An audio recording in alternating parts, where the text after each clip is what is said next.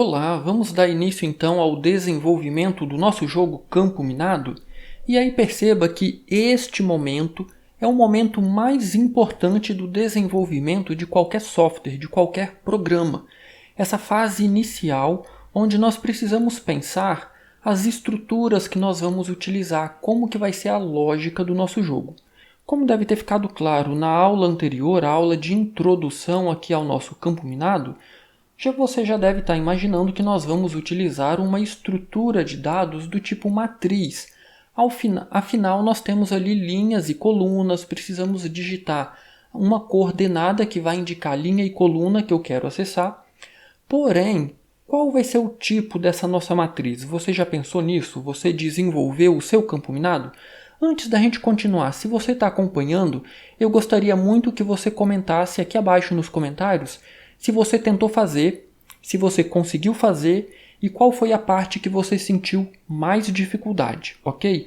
Não importa se você está fazendo, se você está acompanhando o curso aqui logo que a aula foi lançada ou vários meses depois. Eu gostaria que você comentasse aqui abaixo, nesta aula 178, se você conseguiu fazer e qual foi a parte que você sentiu mais dificuldade, ok? Perceba que esse jogo Campo Minado está aqui de propósito, ele não está aqui simplesmente para a gente praticar o que nós aprendemos com repetição, com decisão e com estrutura de dados. Perceba, qual foi o último conteúdo que nós vimos? Structs, como criar o nosso tipo de dado. Então esse jogo está aqui de propósito. Por quê? Olha só, cada posição ali do nosso tabuleiro, nós precisamos saber algumas informações sobre cada posição. Por exemplo, quando a gente vai iniciar o jogo, todas as posições estão fechadas, concorda? Nenhuma posição foi aberta ainda. E aí, conforme a gente vai jogando, perceba, para cada posição que o usuário jogar, eu preciso saber se aquela posição está fechada ou se ela já foi aberta. Eu preciso saber se ela é uma bomba ou não. E eu também preciso saber quantas bombas tem na vizinhança daquela posição. Perceba, para cada posição da nossa matriz eu preciso de 3 informações. Se é uma bomba ou não, se está aberta ou fechada e quantas bombas tem na vizinhança. Então, olha só, eu posso criar uma matriz de inteiros, por exemplo aqui, int, jogo, criar aqui uma matriz 10 por 10, 10 linhas e 10 colunas. Eu até posso, porém eu vou precisar de pelo menos 3 matrizes desse tipo, porque olha, se a minha matriz é do tipo inteiro, imagine então que eu utilize aí 0 e 1. 0 indica que a posição está fechada e 1 indica que a posição está aberta. Então eu fico aí alterando, mudando esses elementos. Tudo bem, eu consigo identificar se uma posição está aberta ou fechada. Agora, como que eu identifico se uma determinada posição é uma bomba ou não? Como que eu identifico quantas bombas tem na vizinhança de uma determinada posição? Perceba, com uma matriz de inteiros eu não consigo todas essas informações. Então, nós podemos aqui criar uma estrutura. E aí eu vou colocar aqui um comentário. Olha só, essa nossa estrutura, eu vou chamar ela de célula. Eu vou colocar aqui em maiúsculo, célula. E aí nós teremos 3 campos inteiros ali. Eu vou chamar de bomba, que pode ser 0 ou 1. E aí lembra, de novo, eu vou utilizar aquele sentido de verdadeiro ou falso. É uma bomba? Se for 0, é falso, significa que não é uma bomba. Se for 1, verdadeiro, significa que é uma bomba. Terei aqui outro campo que eu vou chamar de foi aberta. Novamente, ele pode ser 0 ou 1. Foi aberta, 0 significa falso, ou seja, está fechado, e 1 significa que está aberto. E o nosso último eu vou chamar aqui de vizinhos. E aqui nós teremos um número entre 0 a 4. E aí por que 0 a 4? Porque uma posição pode ter 0 bombas na vizinhança, 1, 2, 3 ou 4 bombas na vizinhança. Eu vou utilizar como vizinhos apenas a posição imediatamente superior, inferior, à direita e à esquerda. Então, o máximo de bombas vizinhas vai ser 4. Vamos criar então uma estrutura que vai permitir a gente armazenar essas informações. Então eu vou colocar aqui typedef struct, vou abrir aqui um par de chaves, vou chamar essa estrutura de célula, e aí aqui dentro agora eu vou então criar esses inteiros, tipo int é bomba, pode ser 0 ou 1, int foi aberta, também pode ser 0 ou 1, int vizinhos. E aí, nesse caso aqui, nós teremos um número entre 0 a 4. Perceba que agora eu criei aqui uma estrutura, o meu tipo chamado célula, e nesse tipo eu tenho 3 inteiros. Um vai indicar se aquela posição é uma bomba ou não, o outro vai indicar se aquela posição está aberta ou fechada, e um terceiro vai indicar quantas bombas tem naquela vizinhança. Eu só vou fazer uma pequena alteração aqui. Eu vou trocar esse foi por está. Eu vou colocar está aberto, eu acho que vai representar melhor a situação que nós vamos ter aqui. Feito isso, olha só, eu vou criar aqui agora as variáveis globais que nós vamos utilizar no nosso jogo. Eu vou criar uma matriz de célula. Como que eu faço isso? Se fosse uma matriz de inteiros, eu coloco int, dou um nome para minha matriz e digo quantas linhas e colunas tem essa matriz, certo? Para criar uma matriz de célula, a ideia é exatamente a mesma. O tipo agora é célula, eu vou chamar a minha matriz de jogo e eu vou criar aqui uma matriz 10 por 10. Então nós teremos aí 10 linhas e 10 colunas. Em diversas situações, nós precisaremos saber o tamanho, a dimensão da nossa matriz. Então eu vou criar aqui uma variável global tam com tamanho 10. Então, eu fiz o meu jogo todo e agora eu quero um tabuleiro maior. Basta vir aqui aumentar as dimensões da minha matriz e alterar também o valor dessa variável aqui. Porém, perceba o seguinte, o simples fato de ter criado a estrutura célula não significa que no início todas as nossas posições não serão bombas ou estarão fechadas e nós teremos ali a quantidade de vizinhos. Nós temos que fazer isso tudo. Então perceba qual a primeira coisa que a gente vai ter que fazer. Observe que agora você precisa olhar para esse problema não com o olhar de jogador, ou não apenas com o olhar de jogador, mas também com o olhar de desenvolvedor, de programador. Eu tenho a minha matriz, o que tem nessas posições de memória? Não faço a menor ideia, pode ser lixo de memória, porque eu não percorri essas posições e não fiz nada ainda nessas posições. Então, antes de pedir a primeira coordenada para o usuário, a gente precisa fazer aqui uma série de programações para então ter o nosso tabuleiro, o nosso jogo pronto, para que o usuário possa jogar em uma determinada posição. E aí a primeira coisa que a gente precisa fazer então é percorrer a nossa matriz dizendo que todas as posições estão fechadas, não são bombas e tem 0 vizinhos na vizinhança, ou 0 bombas vizinhas na vizinhança. Vamos fazer isso? Eu vou colocar aqui então comentário, procedimento para inicializar a matriz do jogo, ou a matriz jogo. E aí olha o que nós vamos fazer aqui, é um procedimento, então não terá retorno. Eu vou chamar o procedimento de inicializar jogo,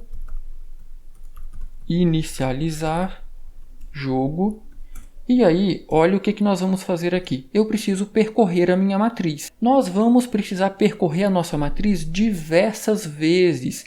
Então, olha só, eu já vou criar aqui duas variáveis LC.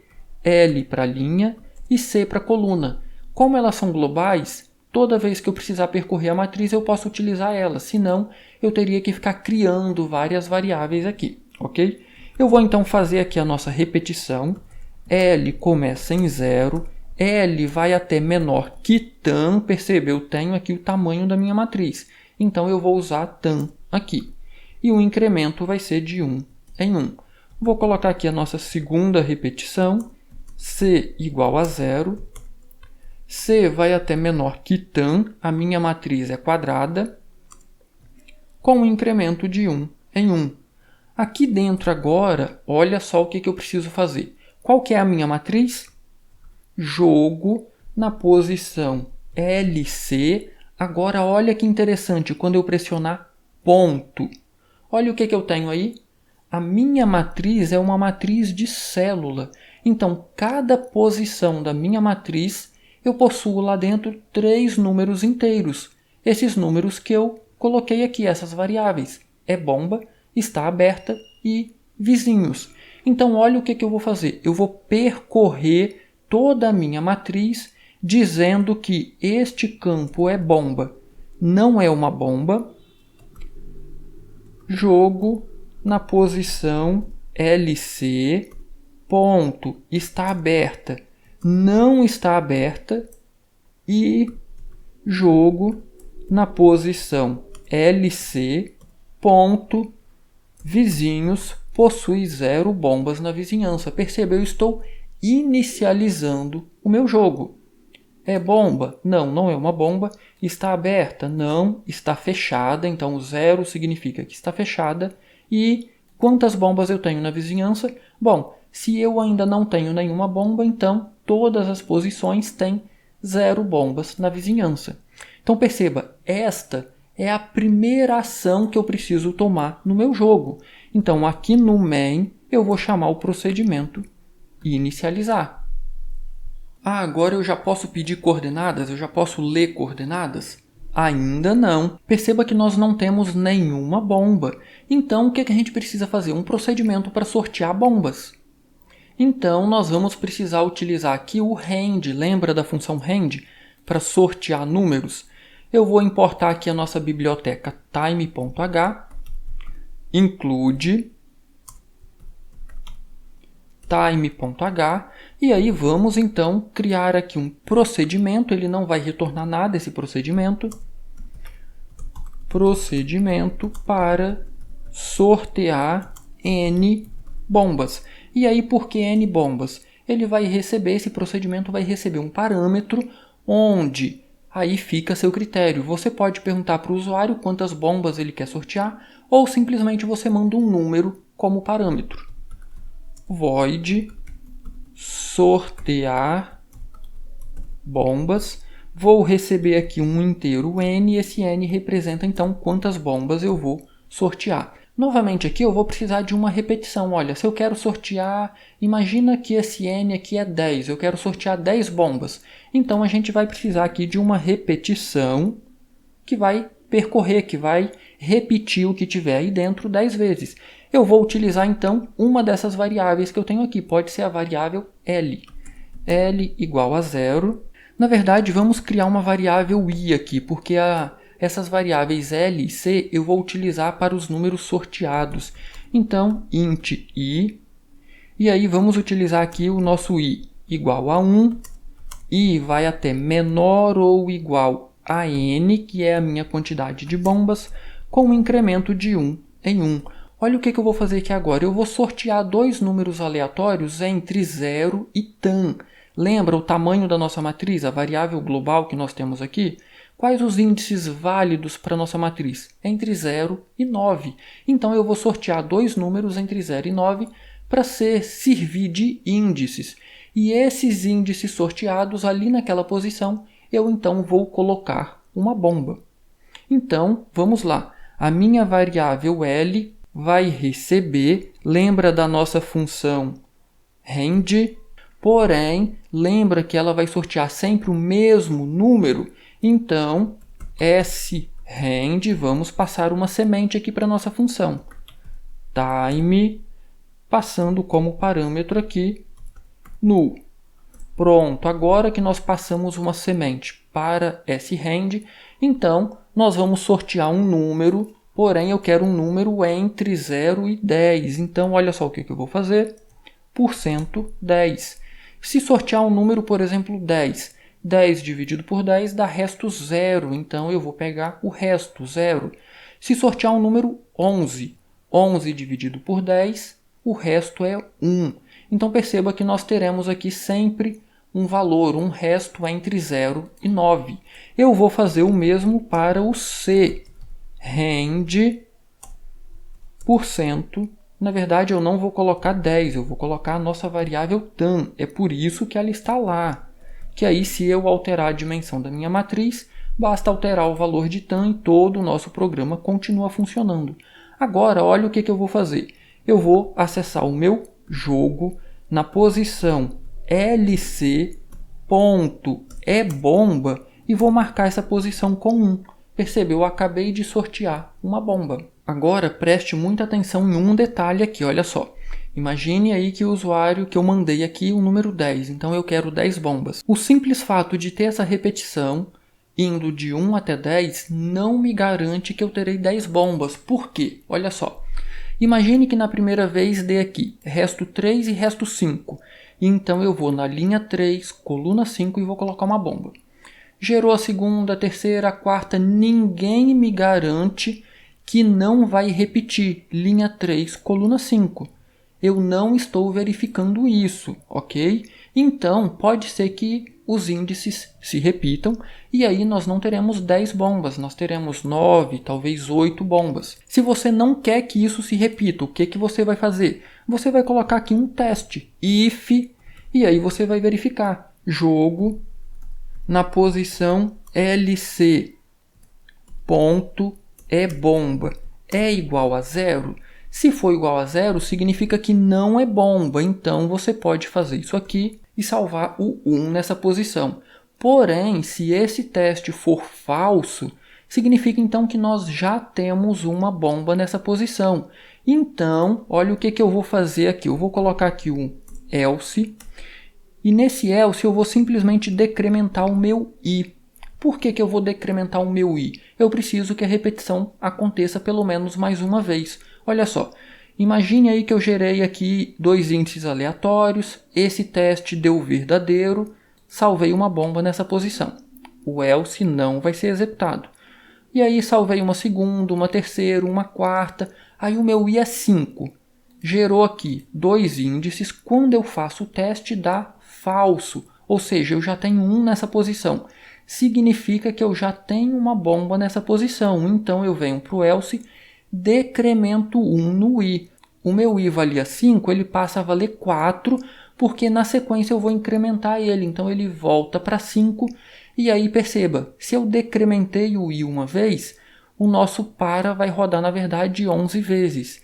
E aí por que eu fiz isso? Porque na verdade foi repetido o índice da bomba sorteada. Então você escolhe se você quer verificar a repetição de índices ou não. Como eu já fiz aqui, eu vou deixar essa verificação. Então, se os índices sorteados tiverem 0 nessa posição, eu vou colocar ali uma bomba. Se não, se vier para o else, eu vou então decrementar 1 da minha variável i. Agora eu estou garantindo que serão sorteadas exatamente n bombas, ok? Agora, novamente, eu fiz o inicializar, chamamos aqui o inicializar jogo. Eu fiz o sortear bombas, novamente eu preciso aqui chamar o meu procedimento sortear bombas e aí eu não vou pedir para o usuário não. Eu vou mandar aqui 10 bombas, ok? Qual que é o próximo passo? Olha só, nós inicializamos o nosso jogo, nós sorteamos as bombas e aí o que é que falta para pedir coordenada? Eu preciso contar as bombas vizinhas, concorda? Eu não posso inicializar o jogo sem contar as bombas vizinhas. Agora que nós sorteamos as bombas, eu preciso então contar as bombas vizinhas e alterar esse valor aqui, olha, esse parâmetro aqui. Porém, esse é assunto para a próxima aula, senão essas videoaulas vão ficar muito extensas. Nesse trecho, a estrutura que eu criei, inicializar jogo e sortear bombas. Se ficou qualquer dúvida referente a esses 3 tópicos, comenta aí abaixo que eu terei o maior prazer em ajudar. Do mais, deixa seu like nessa aula, vai, isso é muito importante para o canal. E se inscreva no canal se você não é inscrito ainda. Do mais, um grande abraço, bom desenvolvimento do campo minado aí e até a nossa próxima aula contando a quantidade de bombas vizinhas.